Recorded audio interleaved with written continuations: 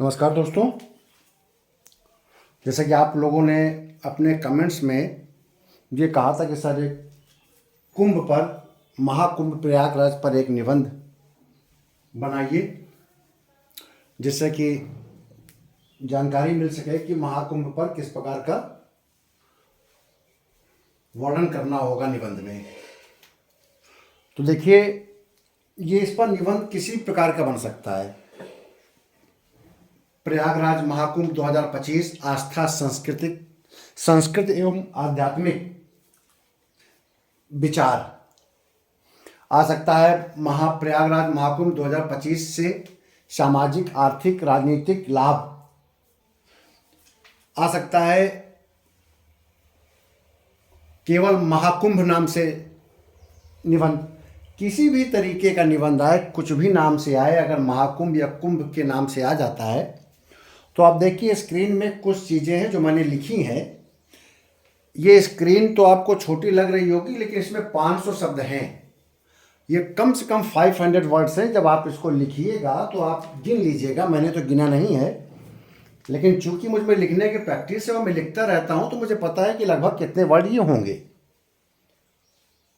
तो ये लगभग 500 वर्ड निकलेंगे। तो ये 500 आपके पेपर में 400 वर्ड्स का निबंध आएगा, साइकोलॉजिक पेपर में। अन्य परीक्षाओं में, पीसीएस वगैरह में 800 शब्दों का आता है, 3 निबंध लिखने को आते हैं। तो मान लिया कि 800 शब्दों को लिखना होगा, तो भी इसमें 500 शब्द हैं। इसको आप डिफाइन करेंगे, चूंकि इसमें मैंने कुछ शब्दों को विश्लेषण नहीं किया है। आप अगर उसको विश्लेषण करेंगे तो 1000 शब्द बन जाएंगे। जैसे कि मैं स्टार्ट कर रहा हूं, देखिए भूमिका में मैंने लिखा कि हर 12 वर्ष में कुंभ मेला 4 प्रमुख स्थान प्रयागराज, हरिद्वार, उज्जैन, नासिक में लगता है। इसमें मैं ये नहीं लिखा हूं क्योंकि शब्दों का एक सीमा होती है। तो आप ये कह सकते हैं कि प्रत्येक 6 वर्ष में अर्ध कुंभ, 12 वर्षों में पूर्ण कुंभ और 12 कुंभ पूर्ण कुंभ लगने पर 144 वर्षों में महाकुंभ का आयोजन किया जाता है। और ये आयोजन कुंभ, अर्ध कुंभ, कुंभ का आयोजन प्रयागराज, हरिद्वार, उज्जैन, नासिक में होता है। प्रयागराज में गंगा, यमुना, सरस्वती का संगम है। हरिद्वार में गंगा है, उज्जैन में क्षिप्रा है और नासिक में गोदावरी। इन नदियों के किनारे कुंभ का, अर्ध कुंभ, कुंभ का आयोजन होता है। 12 पूर्ण कुंभ के बाद 144 वर्ष बाद प्रयागराज में 2025 में महाकुंभ का आयोजन 13 जनवरी 25 से 26 फरवरी 2025 तक किया गया। इसमें लगभग 70 करोड़ श्रद्धालु शामिल हुए या स्नान किया। महाकुंभ आस्था, भक्ति, ज्ञान, योग और ध्यान का महापर्व है। यह मैंने एक लाइन में लिखा। आप इसको डिफाइन कर सकते हैं। आस्था, विभिन्न प्रकार के यहाँ पर पीठाधीश्वर आते हैं, शंकराचार्य आते हैं, अघोरी आते हैं, नागा बाबा आते हैं। यहाँ भक्ति, ज्ञान, योग, यहाँ पर ध्यान लगाया जाता है। विभिन्न प्रकार के भक्ति संगीत के लोग आते हैं, विभिन्न मार्गों के भक्ति वाले आते हैं। ये सब मिलकर ये महापर्व को मनाते हैं इस कुंभ के आयोजन में। यह महाकुंभ भारतीय समाज को एकता, प्रेम और आध्यात्मिकता से जोड़ता है। एकता कैसे? विभिन्न जात, विभिन्न संप्रदाय, विभिन्न वर्ग, अमीर, गरीब, किसान, मजदूर, करोड़पति, अरबपति, सभी प्रकार के लोग, समाज के प्रत्येक तबका यहाँ एक साथ स्नान करता है, एक साथ इकट्ठा होता है। इससे एकता को बल मिलता है, आपसी प्रेम होता है, आध्यात्मिक, सबका एक ही उद्देश्य होता है कि महाकुंभ में स्नान करना। चाहे करोड़पति आए या गरीब आए, उसी गंगा में ही डुबकी लगाता है। इसके लिए कोई अलग से व्यवस्था नहीं की जाती। तो ये एकता का प्रतीक है, समरसता का प्रतीक है, आध्यात्मिकता का प्रतीक है, वसुधैव कुटुंबकम का प्रतीक है। विश्व के 100 से अधिक देशों के राजनयिक और लोग, पर्यटक इस आध्यात्मिक नगरी में, इस प्रेम की नगरी, इस आध्यात्मिकता में योग के लिए, ध्यान के लिए आए और महाकुंभ में स्नान किया। तो ये भूमिका हो गया। कुंभ मेला हजारों वर्षों की पुरानी परंपरा का हिस्सा है। ये पुरानी परंपरा का हिस्सा और इसका उल्लेख अगर इसमें ना मिले आपके स्क्रीन में तो लिख लीजिएगा। इसका उल्लेख भगवत पुराण, स्कंद पुराण, पद्म पुराण में किया गया है कुंभ का। तो ये पुरानी, इतनी पुरानी परंपरा है। अगर हम आधुनिक भारत में कहें तो चीनी यात्री ह्वेनसांग ने 7वीं शताब्दी में कह दिया था। अल बरूनी ने 11वीं शताब्दी में अपने यात्रा वृत्तांत में किया था। ये चीनी, ये जो ह्वेनसांग अल बरूनी है, ये विदेशी यात्री थे, भारत के नहीं थे। जब ये देश में आए चीनी यात्री ह्वेनसांग, तो उन्होंने 7वीं शताब्दी में, आज से लगभग 1400 साल पहले इन्होंने इस बात का उल्लेख कर दिया था। अल बरूनी ने 11वीं शताब्दी में, आज से 1100 साल पहले इसका उल्लेख कर दिया था। 1000 के लगभग ने अपने विवरण में इसका उल्लेख किया। और इससे पूर्व भागवत पुराण, स्कंद पुराण में भी इसका उल्लेख है। कुंभ मेला मुख्य रूप से धार्मिक और आध्यात्मिक आयोजन है, यह स्पष्ट है। करोड़ों श्रद्धालुओं ने गंगा, यमुना, सरस्वती के संगम में स्नान करके आत्मशुद्धि और मोक्ष की प्राप्ति का प्रयास किया। कुंभ मेला लगता क्यों है, क्यों और कहा जाता है कि कुंभ में स्नान करना चाहिए? क्योंकि माना जाता है कि कुंभ में अगर स्नान किया जाएगा तो इससे मोक्ष की प्राप्ति होगी, आत्मशुद्धि होगी। और यह कहा जाता है कि जब सुर और असुर के मध्य अमृत के लिए समुद्र मंथन हुआ, और समुद्र मंथन के दौरान जब धन्वंतरी अमृत का कलशा लेके निकले तो उनसे उस कलश को लेने के लिए आपसी संघर्ष प्रारंभ हुआ, सुर और असुर के मध्य, देवता और असुरों के मध्य। और उस संघर्ष में कुछ बूंदे अमृत की इन 4 स्थानों पर गिरी, जिसे कहते हैं प्रयागराज, हरिद्वार, उज्जैन, नासिक। और तब से इन 4 स्थानों पर आपका कुंभ का आयोजन होने लगा। और यह माना जाता है कि इस दौरान, इस अमृत वर्षा के दौरान जब कोई व्यक्ति स्नान करता है, यानी कि 13 जनवरी से 26 फरवरी के बीच जब यह हुआ, इस दौरान जो कोई व्यक्ति वहाँ पर स्नान करेगा संगम में, यानी कि जहाँ पर ये अमृत गिरा, तो ये माना जाता है कि उसकी आत्मा शुद्ध हो जाएगी और मोक्ष को प्राप्त करेगा। तो इसलिए विश्व के जितने भी सनातन धर्म को मानने वाले हैं, आध्यात्म पर विश्वास करने वाले हैं, ध्यान योग साधना को मानने वाले हैं, वे सभी साधु संत और लोग इस स्थल पर आकर स्नान करते हैं।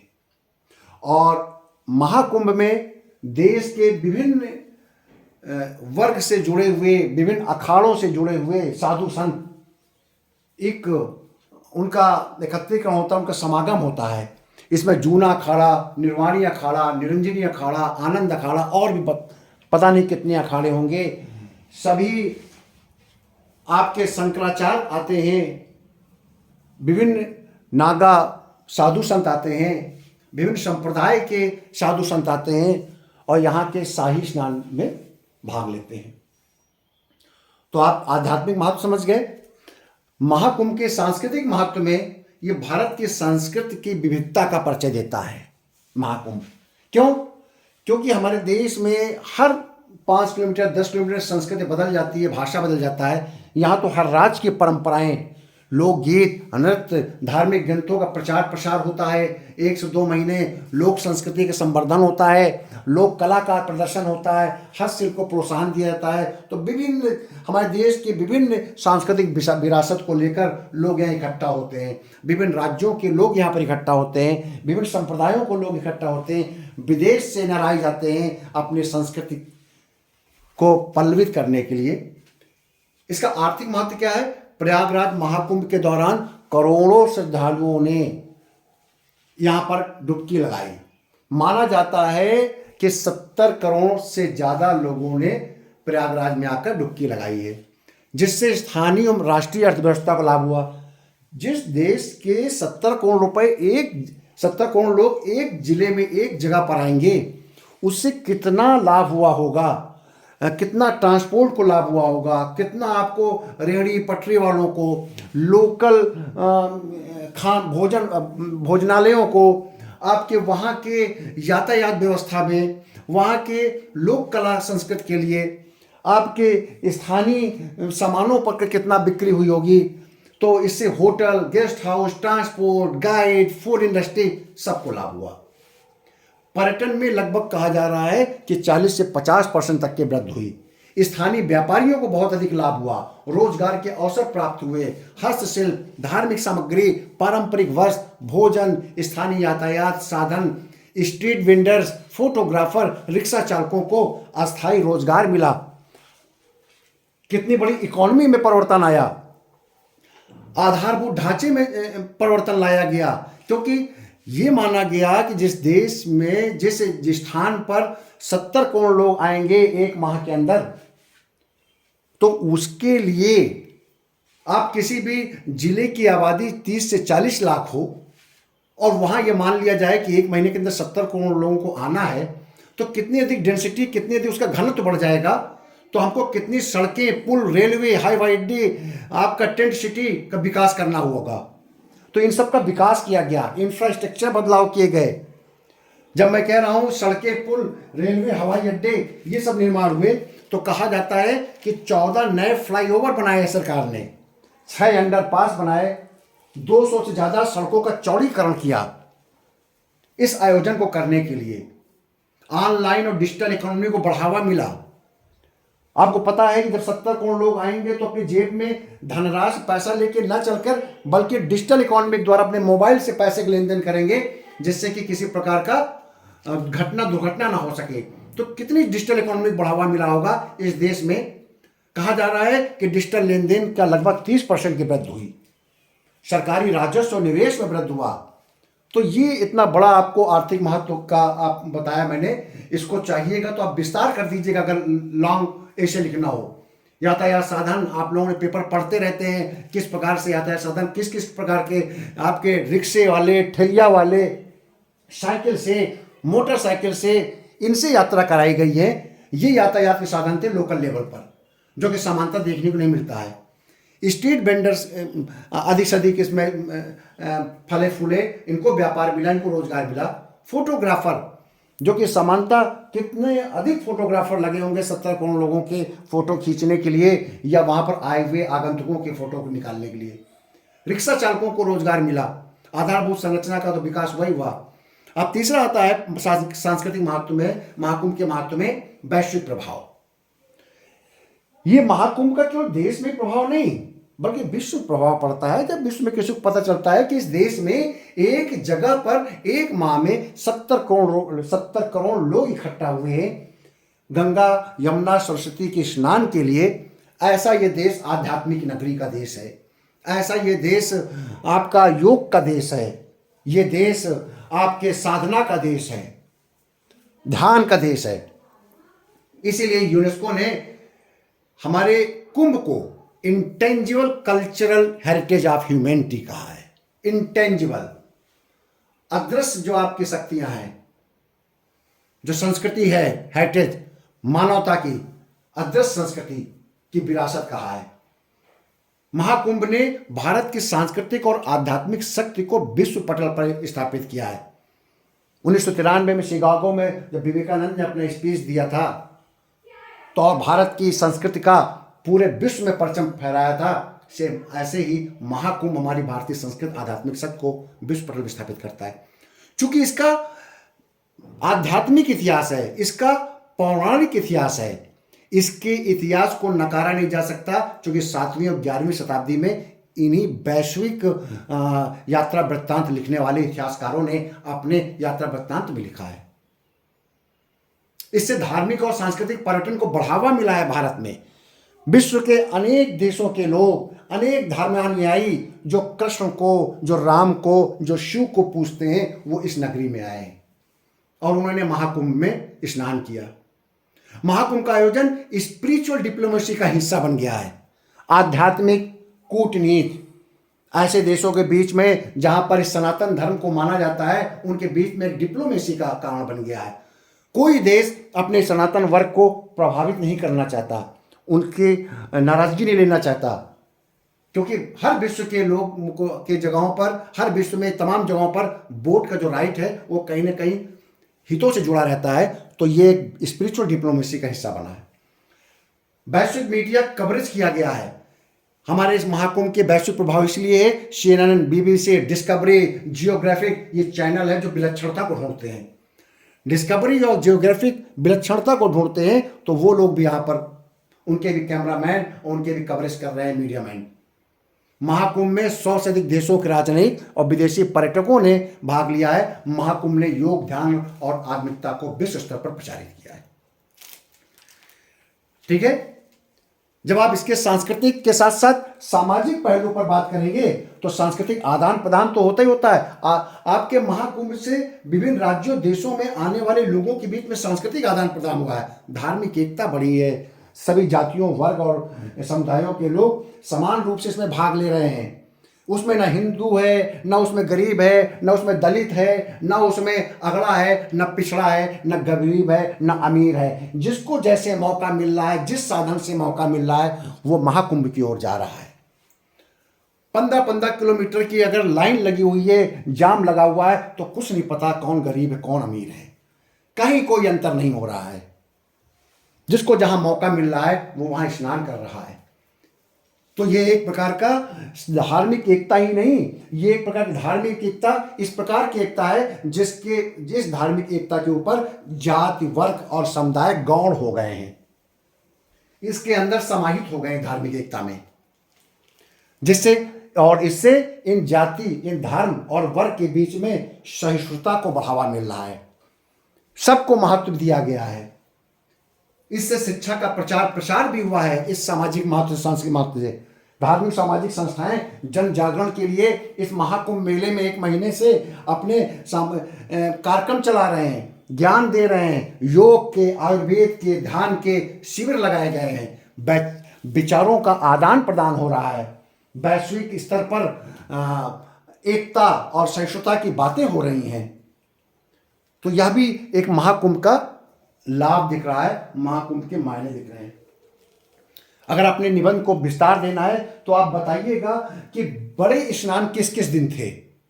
आप लिखिएगा 13 जनवरी पुष पूर्णिमा, 14 जनवरी मकर संक्रांति, 29 जनवरी मौनी अमावस्या, 3 फरवरी बसंत पंचमी, 12 फरवरी माघी पूर्णिमा और 26 फरवरी को महाशिवरात्रि का अंतिम स्नान रहा महाकुंभ में।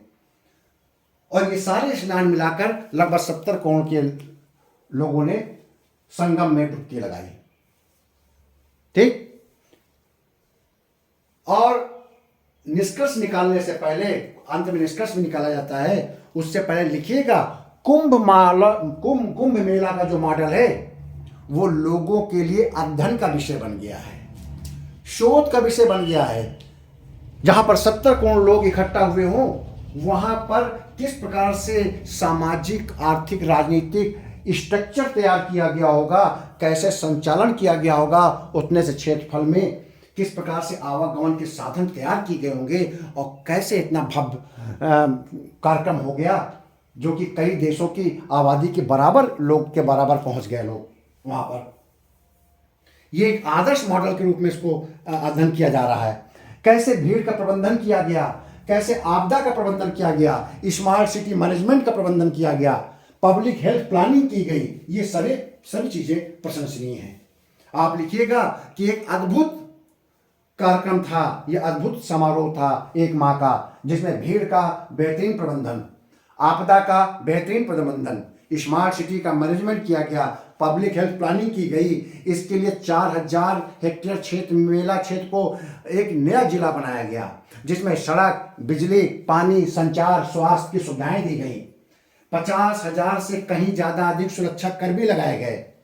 भीड़ प्रबंधन हेतु 1.5 लाख से अधिक शौचालय तैयार किए गए और 2,500 से अधिक कैमरे लगाए गए, जिससे कि वहां पर निगरानी की जाए। ड्रोन कैमरे लगाए गए, AI सक्षम कैमरे लगाए गए।